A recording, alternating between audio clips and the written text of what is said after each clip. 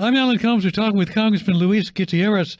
Now, you're the senior member of the Illinois delegation, so for the first time, you're not going to an inauguration. Why not, sir?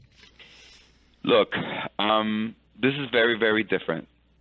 I never thought of a president of the United States as a threat to me, to my country, to my grandson, my daughters, to my wife, to all of the important people in my life, and to America. I just never. This one is different. I mean, think about it. I've got a wonderful, and your audience will understand this. Everybody that's a granddad or grandma out there, just look at your grandchildren. I have a beautiful grandson. He's 13 years old, 8th grade, Luis Andres. And Luis Andres' dad's from Mexico, and his mom, obviously, of Puerto Rican heritage. And I asked him, Luis, tell me, who are you? And he says, well, Grandpa, in my right hand, I'm Puerto Rican, and in my left, I'm Mexican. And then he took both of his hands, Alan, and put them on his heart. But right here, Grandpa, I'm 100% American. I have to defend that little boy's right to his patrimony, his right to live in America, free from being stigmatized as a murderer, a rapist, and a drug dealer. It's very, very difficult for me to unhear, right? Yeah. Forget the kinds of things that Donald Trump, I mean, even the Attorney General designate, Sessions, said it would be a crime to do what Donald Trump says he does to women. And 12 women came forward, a dozen women or so came forward, and what did he say? He said he's going to lock them up.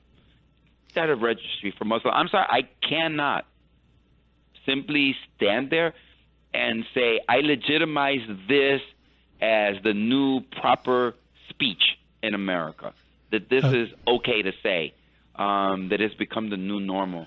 Congressman, so I'm not going to go. Congressman John Lewis said today that Trump is not a legitimate president. Do you concur?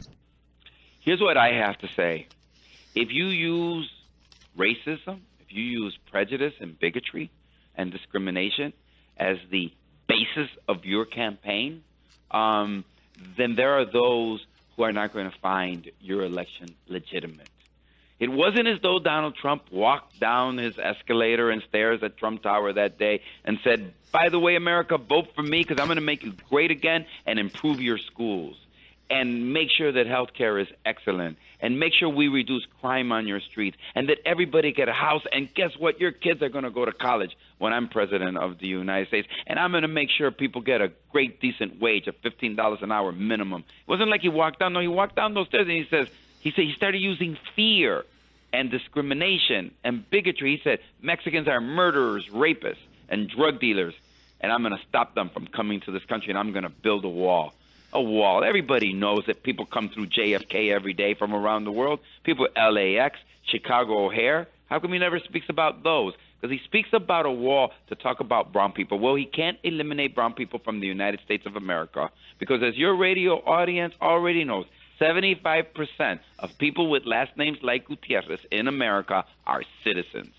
And when you're 18 or younger, 93% of people with last names like mine are citizens of the United States. And 1 million of them turn citizens every year, and we're going to organize them. So you know what I said? I told my wife, well, I don't feel like going. She said, well, we're going, she said. So I said to me, we're going, honey, except we're going so that we can be prepared for the next day. And so I just got to tell you, Alan, I got like all the warmest clothes in the world here in my office. I brought them in preparation, and now they say it's going to be 55 degrees. But you know what? We're going to get here on Inauguration Day that evening. We're going to get ready, and we're going to march with women because when women win, everybody wins.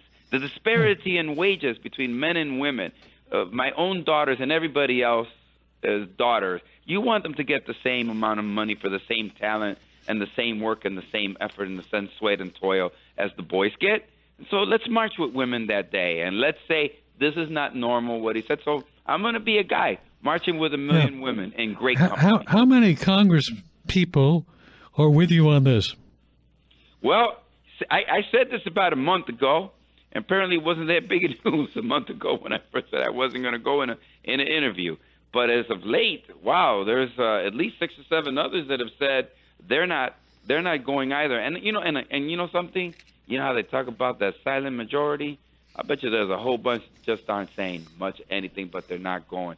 You cannot allow this to simply become normalized speech and accepted speech in America that does not have consequences. We're talking with Luis Gutierrez. People say to me, I say, you know what? 3 million more people voted for the kinds of values and the kinds of vision of America that I represent in America. And I'm going to stand up for them on Inauguration Day. So how do you fight Trump legislatively? They're already dismantling or trying to dismantle Obamacare. They took steps today with the reconciliation. What do you do? And they have nothing to replace it with, right? Now, there are a lot of people, a lot of wonderful people, friends of mine. I bet you got friends out that decided, well, I'm voting for the third-party candidate. Now they see the real threat with Sessions going down there saying that Roe versus Wade is not legitimate. Now you've got him actually saying on the record, the next attorney general. You had a lot of African Americans that said, well, is it, do I really got to go out to vote? Maybe it's not that big a deal. And now they see the kinds of actions that Sessions wants to take as Attorney General of the United States and the kinds of past that he has.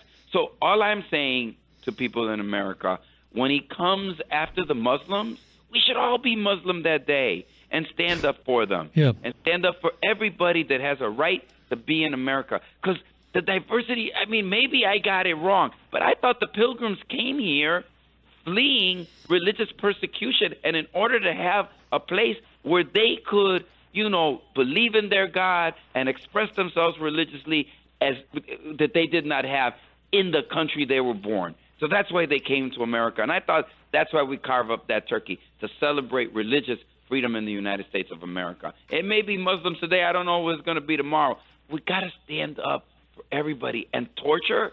Come on. This is the greatest country in the world. How can you be the greatest country in the world if you think it's okay to be tortured? So think about the slew of things that affected you, that repulsed you during the campaign. And I say, Donald Trump, you want me to stand and legitimize your presidency? You have to earn it. You have to earn it. You have to earn it through your actions. I'm not simply going to stand back and say, well, I'm going to hope for the best. Yeah, I'll hope for the best. Guess what? I'm going to prepare for the worst. And let me just say, in terms of my own, tomorrow I'm going to a rally. There's going to be rallies across this country of immigrant groups. We're going to have one here in Washington, D.C. And here's what I'm going to tell the people at that rally. The people at that rally, I'm going to say, you want to know something?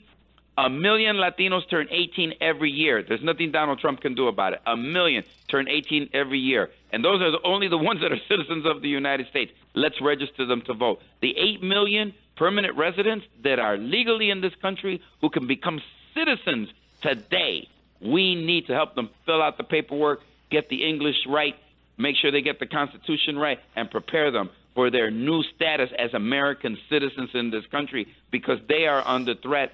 We're all under threat. And let me just say, when women win, gay people win. When gay people win, $15 an hour becomes a reality in this country. When that wins, then the Mother Earth is respected by those climate deniers. So all I'm saying, immigrants, women, all come together with the labor. That's the greatest tradition in America. That's how you defeat Trump, by organizing. I like what Bernie Sanders is doing, but we need to have different areas of people organizing and developing. And let's see what happens in a couple of years. Congressman, one more thing. Will they be successful overturning Obamacare? I don't know how they do it, because they don't have anything to replace it with. I don't know. You know something? They're going to threaten 170,000 people in West Virginia? They're going to tell to 170,000 people in West Virginia, a state they won by 40 points or better. They're going to say, you're wiped off, you're not. Wait till people, you know what, Devin, there's a lot of people that don't know that when they go to the doctor, that when they get the screenings, that when their children are taken care of, the new hospitals and the new services that they've received, there's a lot of those 20 million that don't know it's Obamacare. Because I got to tell you, and this is a criticism we have to, we don't market ourselves very well. Donald Trump saves 500 jobs. That's all you hear about for the next 72 hours. Yeah. We saved Chrysler, GM, millions of jobs. And you know what? We did the legislation and we said, okay, America, we're going back to work on something the next day. Maybe we got to do a better job of telling people. Because you know what I've learned after 30 years in public service as an elected official? that when you do something good, a lot of people don't recognize it. Yep. You know, because you're just doing your job. But boy, take something away from people, and they notice that pretty quickly. So I said to myself, I hope they don't do it, because you know what? I got the greatest health care in the world. Guess who's under Obamacare? All 435 members of the House and the Senate are Obamacare ACA recipients. How do I know that? Because that was the law that we passed. In Obamacare, it says every member of Congress has to be a member. And guess what? I think my health care insurance is pretty good.